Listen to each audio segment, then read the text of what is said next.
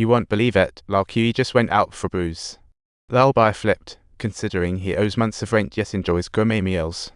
He scolded, but thinking of recent deaths, Lao Bai held back his anger, reminding Lao Kui not to go out tonight. Lao Kui suddenly got serious, revealing he knew two recently deceased old guys. They were healthy and full of life. The odds of sudden death seemed low, but they all died on Wednesday, which sounded suspiciously like a chosen day. Lao Kui suspected foul play. Then Lao Kui glanced at the calendar, sighed. Today is Wednesday again. Another old guy will meet the Grim Reaper. Lao Bai felt a chill down his spine, realizing he's not so young himself and still a bachelor, so he hurried to say goodbye. Speaking of girlfriends, single guys try. Ladies are diverse. Come flat. But when he saw the broken doorknob as he was leaving, Lao Bai turned around to remind him he'll be back tomorrow morning to fix it. Just as he left, Lao Kui's door opened silently, which he thought was just the wind, so he moved to close it. The next morning, Lao Bai came to change the locks but noticed Lao Kui still hadn't come out. Looking through the window, he saw two legs. Lao Bai panicked and rushed inside, only to faint dead away. Just then, the social worker saw Lao Kui's lifeless body, and instantly, their mind went blank, triggering a commotion among the neighbors. These neighbors were all struggling to get by and claimed that old Q was too old and jobless. They insisted that Lao Bai's persistent rent demands drove him to take his own life, but honestly, Lao Bai's a softie. Despite his harsh words about rent, he truly sympathized with their struggles. He had never cut utilities for any late-paying tenant, nor had he ever thrown them out onto the street. Yet, surprisingly, these folks showed no gratitude. Instead, they lashed out, accusing him of being heartless and driving Lao Kui to his end. Nearby restaurants refused him. Furious, Lao Bai left, but the owner's wife chased, insulting him. As a somewhat prosperous landlord, Lao Bai found himself branded as a killer.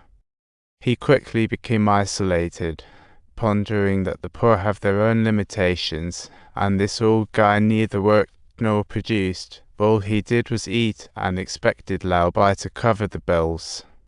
This old guy dying would actually save him on the utilities and spare him more hassle. But whenever he thought about the injustice he had suffered, Lao Bai felt a deep and lingering bitter resentment. So he decided to dig deeper into Lao Kui's place, wanting to uncover the truth, but barely stepped inside.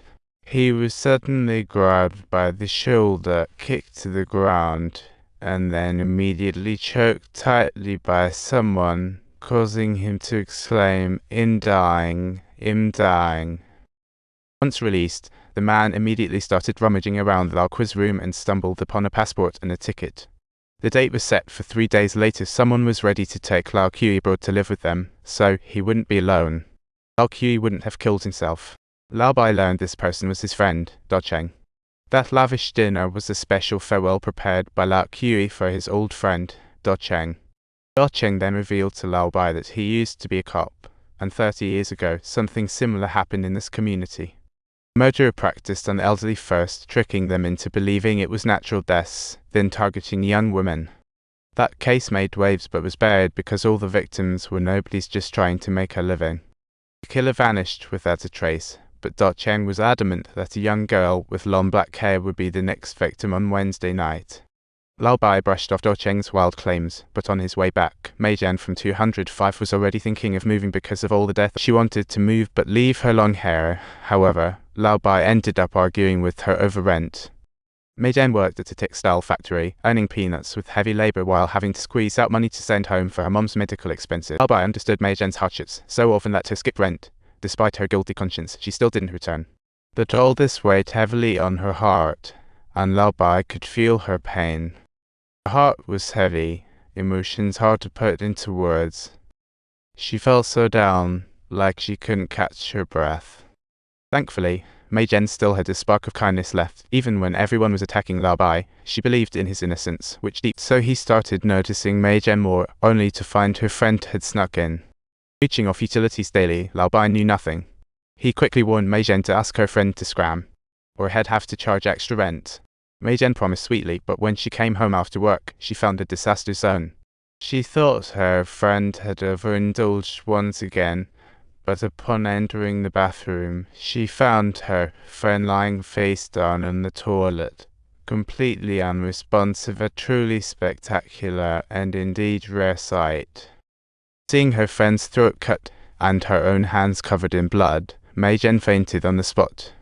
Turns out, a few minutes earlier, a man had followed someone into the apartment, planning to kidnap and torture, only to pause when he saw her blonde hair. He found it dull and just killed her.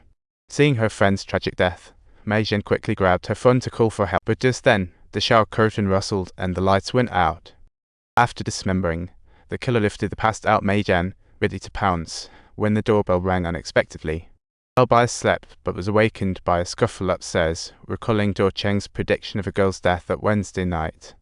So he rushed upstairs to check, but as soon as he pulled out his key to open the door, a neighbor stepped in to stop him.